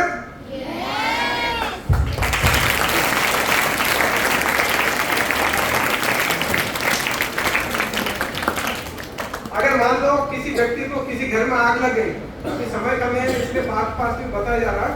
किसी व्यक्ति को किसी घर में आग लगे, किसी व्यक्ति को आग गैस लगे, किसी व्यक्ति को आग लगी तब क्या करते हैं? वो व्यक्ति क्या करता है? इधर उधर भागता है क्योंकि उसको आग लग गई। आगे का तो क्या होगा? ऑक्सीजन बॉडी से मिलने के कारण क्या होगा? और ज्यादा जलेगा, पूरा बंद हो जाएगा। इसलिए कभी भी किसी को कभी आग लगती है तो क्या करना चाहिए? इधर उधर भागे बगैर तुरंत हम क्या करना है? स्टॉप डाउन रोल का प्रोसेस इस्तेमाल करना। इस व्यक्ति को देखो आग लगे, इसने कहीं नहीं भागा, तुरंत नीचे लेट गया, लेटने के बाद स्टॉप डाउन रोल कर रहा है। इससे क्या होगा? ऑक्सीजन और हीट का कट ऑफ हो जाएगा, फ्यूल का कट ऑफ हो जाएगा। क्लियर है ना बच्चे?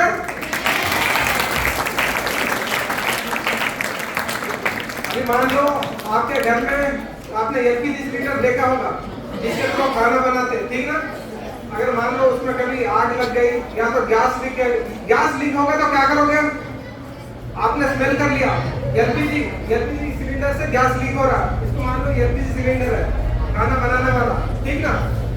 मान लो घर में लीक हो गया गैस, स्मेल से पता चल जाता है ना, तब क्या करोगे? ओके, विंडोज ओपन कर देना, डोर ओपन कर देना, ठीक ना?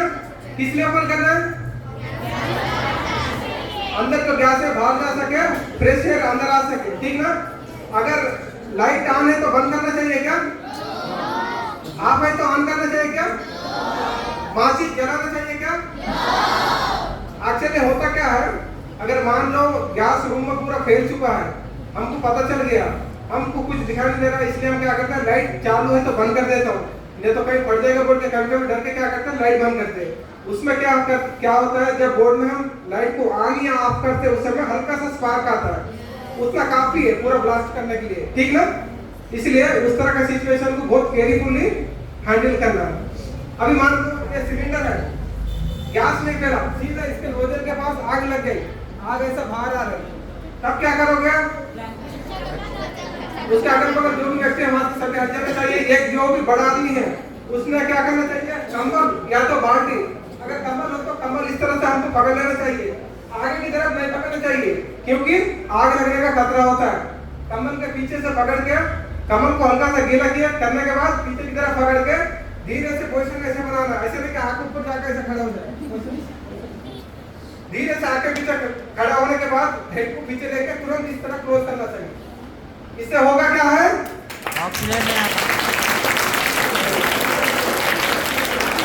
इससे होता क्या है? ऑक्सीजन कट ऑफ होने के कारण तुरंत आग बंद हो जाएगी।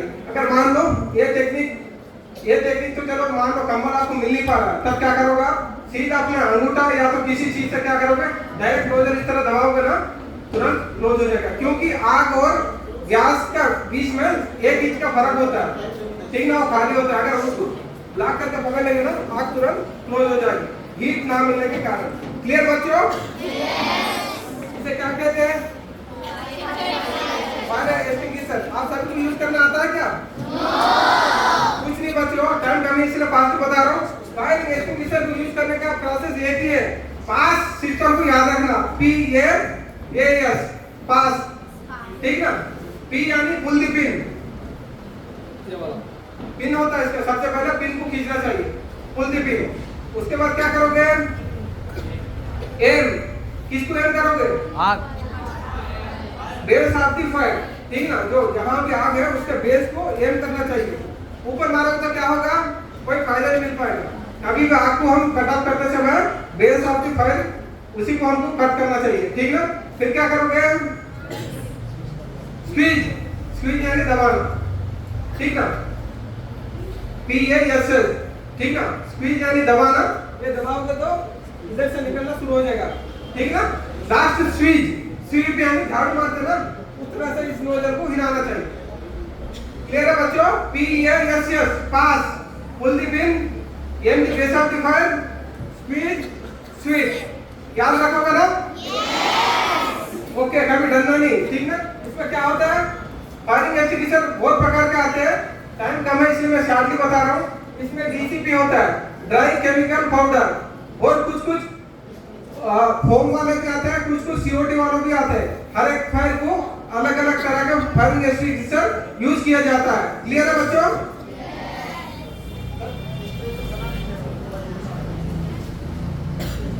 समय कम होने के कारण क्या कर रहे हैं आपको सभी क्लासेस पास भी बताया जा रहा है ताकि आपको कोई टॉपिक छूटे ना। क्लियर बच्चों? अभी मान लो कोई पेशेंट हमने स्टेबल कर दिया, पर हमको क्या करना है, एम्बुलेंस तक ले जाना, या तो हॉस्पिटल बगल में है वहां तक ले जाना। कैसे ले जाओगे?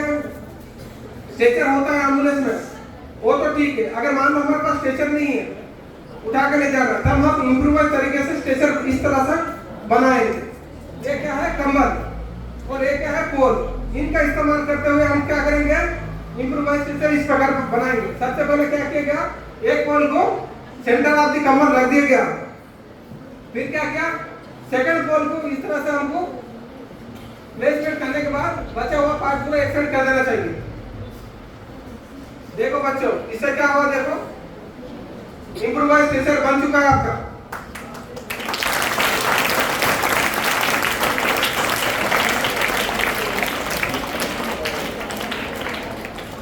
कोई बच्चे इंटरेस्टेड है? आ जाओ, दो बच्चे आ जाओ, जल्दी आना, टाइम कम है। दो स्टूडेंट, ये बहुत इजी प्रोसेस है, मैं बताऊंगा, आ जाओ, डरना नहीं। आप आ, कोई भी आ जाओ, दो स्टूडेंट आ जाओ।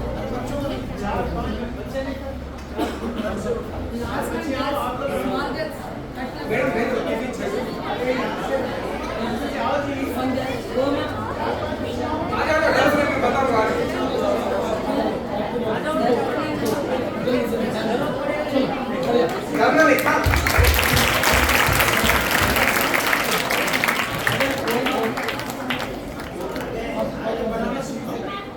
सबसे पहले देखो, पहले नीचे रख के भी हम कर सकते हैं आराम से। सबसे पहले क्या करना है, कमर को इस तरह नीचे डाल देना है, ठीक ना। डालने के बाद जो हमारे पास दो पोल है, उसमें से एक पोल को बीच में रखना है। बीच में रखने के बाद क्या करना है, कमल को एक साइड फोल्ड करना। क्लियर है बच्चों? फिर सेकंड पोल को क्या करेंगे हम, उस तरह से बराबर प्लेस का इस्तेमाल करते हुए रखने के बाद बचा हुआ पार्ट को ऊपर से डाल देना। साइड आपका कमल बन चुका है। इजी है ना बच्चों? बना पाओगे ना सभी?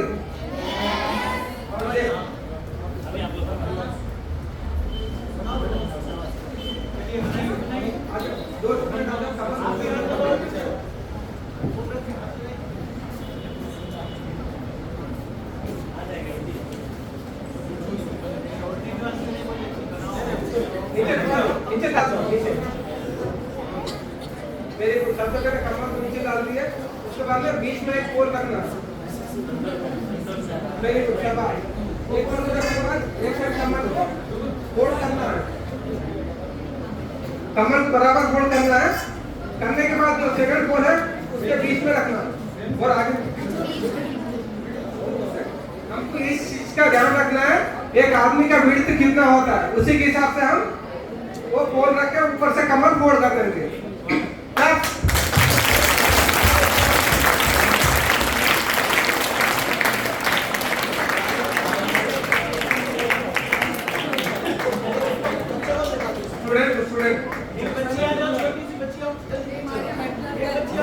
जिनका वेट कम है कोई एक बच्ची आ जाए।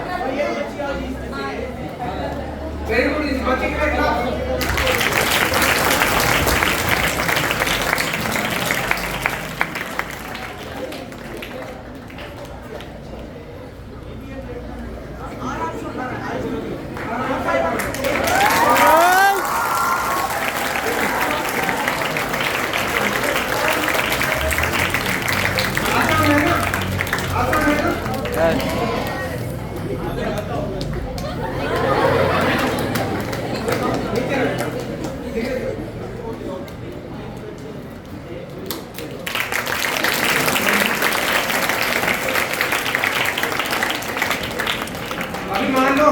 कंबल नहीं है, तब हम बोरी का इस्तेमाल करके किस तरह टीचर बनाएंगे। देखो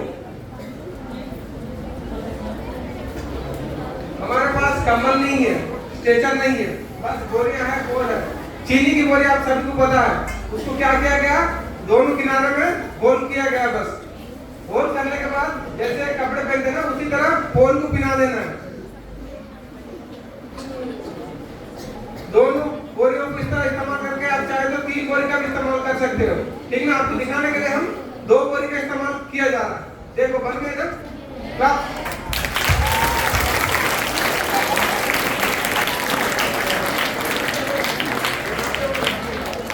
एक स्टूडेंट आ जाओ कोई।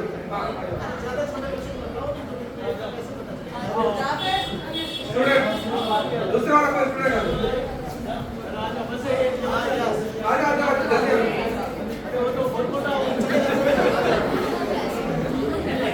ये अक्षय आपको दिखाने के लिए केवल 2 बोरी का इस्तेमाल किया जा रहा है। हम चाहे तो 3-4 बोरी इसमें लगा सकते हैं। इसमें देखो पोजीशन का ध्यान रखना जरूरी है। ठीक है, पोजीशन हमारा कैसा होना चाहिए, इस तरफ हमारा विक्टिम है, वहां का घुटना नीचे होना चाहिए। ठीक है, हाथ विक्टिम का क्लोज होना चाहिए। इस तरह पोजीशन लेने के बाद हम 1 2 अप 1 2 अप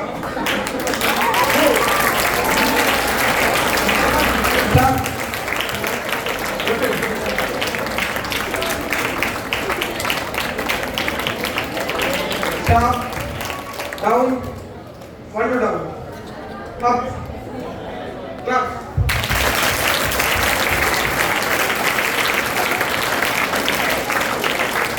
आसन है ना, बहुत आसन है ना, सभी कर पाएंगे ना? Very good. ओके, अभी एक इम्पोर्टेंट टॉपिक है स्नेक बाइट। इसके बारे में आप सभी को थोड़ा सा नॉलेज होना बहुत जरूरी है, इसीलिए फास्टली कवर करता हूँ। बच्चों सभी को पता है ना स्नेक बाइट?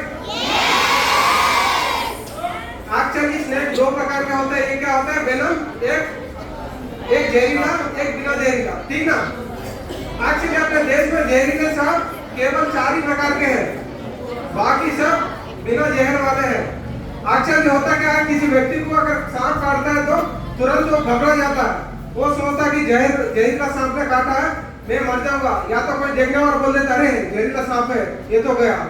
होता नहीं, फिर बाद में क्या होता है, वो घबराहट पे उसका ब्लड प्रेशर बढ़ता है, तुरंत वो वेनम क्या होता है, वहाँ हार्ट तक जाकर तुरंत हार्ट काम करना बंद हो जाता है। इसीलिए सांप को पहचानना बहुत जरूरी है, जहरीला है या जहर के बिना है। ठीक है, बिना जहर वाला है। क्लियर है बच्चों? कोबरा तो आप सभी को पता होगा, कोबरा, ठीक ना, जहरीला सांप है। इसी प्रकार कटला पाव बोलते देखो, क्रेज, वो भी जहरीला है। इसी प्रकार के रसल स्वाइपर, 3 प्रकार के 4 प्रकार के अपने इंडिया में जहरीला स्नेक है, बाकी सब बिना जहर वाले हैं। ठीक ना, अगर मान लो किसी व्यक्ति को जहरीला सांप काट लिया, हमने सांप को देखा नहीं, कैसे पता कर सकते हम? जहां पर काटा है उसको निशान को देख कर पता कर सकते हैं। किस तरह का निशान मिलेगा? 2 होल का निशान रहेगा। ठीक ना, 2 होल का निशान रहेगा, लाल और काला कलर हो जाएगा या ब्लूइश कलर हो जाएगा। उससे आपको क्या समझना चाहिए, ये जहरीला सांप काटा है। ठीक ना, अगर मान लो बिना जहर वाला सांप काटता है तो उसको हम कैसे पता कर सकते हैं? छोटे छोटे दांत होंगे, यू शेप में होंगे। ठीक ना, समझ गए बच्चे? छोटे छोटे दांत के निशान दिखा देगी, यू टाइप में दिखा देगा। अभी मान लो जहरीला सांप काटेगा तो निशान कैसे रहेगा? 2 पॉइंट के निशान। जहर बिना वाला सांप काटेगा तो यू टाइप में रहेगा। मान लो बिना जहर वाला सांप काटा, आपको पता चल गया ये तो ऐसी है नॉर्मल, ऐसा उसको भी लाइट नहीं देना चाहिए, डॉक्टर को कंसल्ट करना चाहिए। सारे से सांप काटा बिना जहर वाला महिला सांप, देखो करके एक बार दिखा के आना चाहिए। कभी क्या होता है, हल्का फुल्का जहर वाले सांप भी होते हैं यू टाइप के निशान में। क्लियर है बच्चों?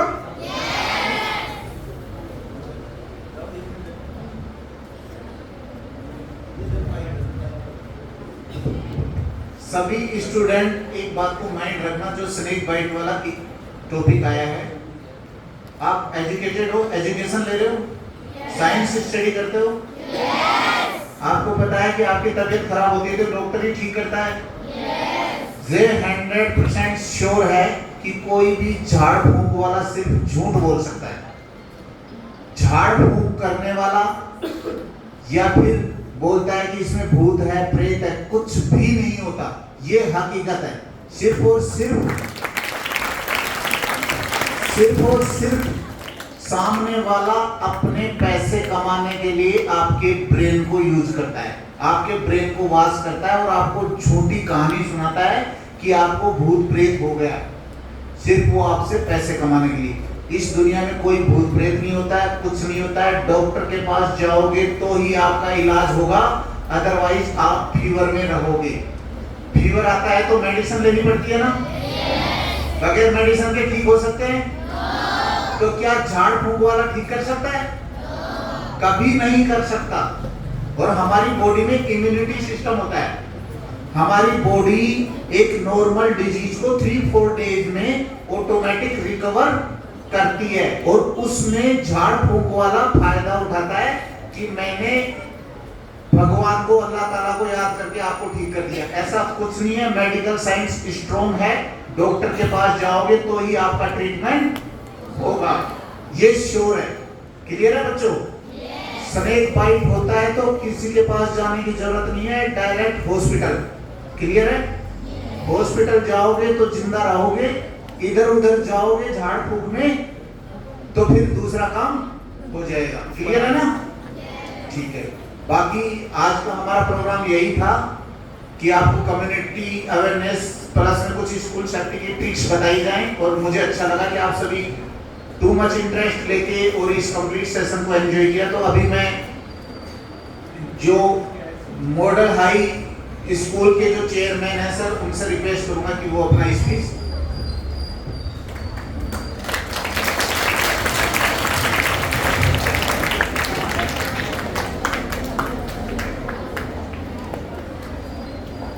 अस्सलाम वालेकुम रहमतुल्लाहि व बरकातुहू। वालेकुम अस्सलाम व रहमतुल्लाहि व बरकातुहू।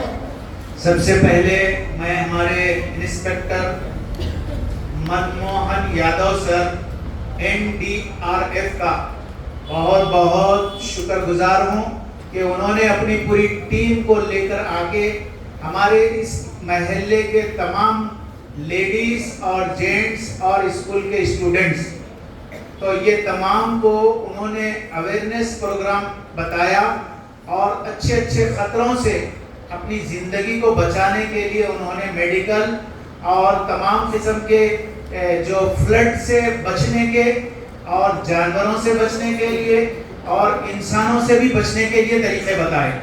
तो ये मैं सर का बहुत शुक्रगुजार हूँ, और सर के लिए और सर की पूरी टीम के लिए एक ज़बरदस्त तालियों का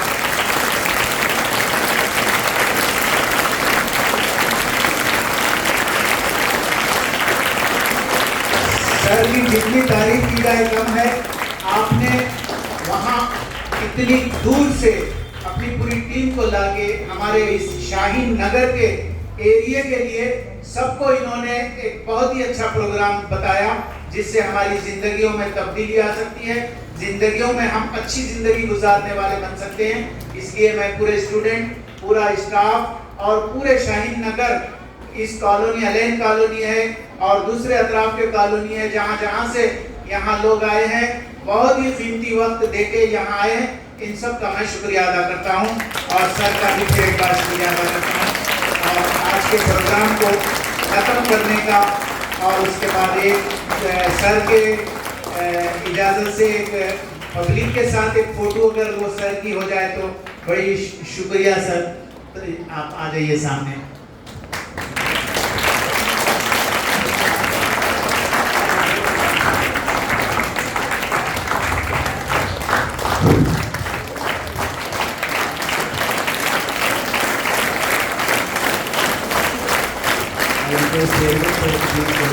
Today's guest.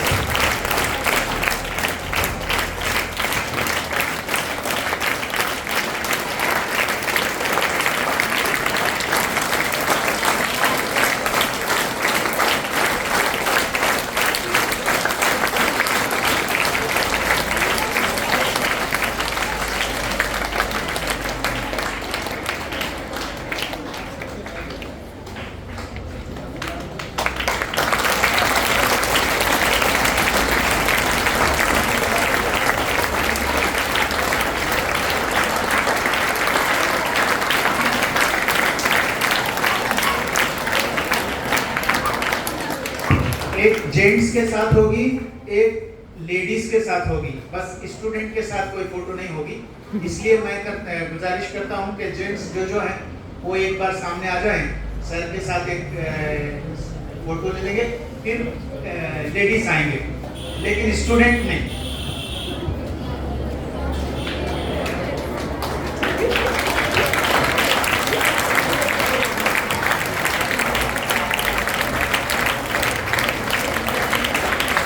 आमिर सर,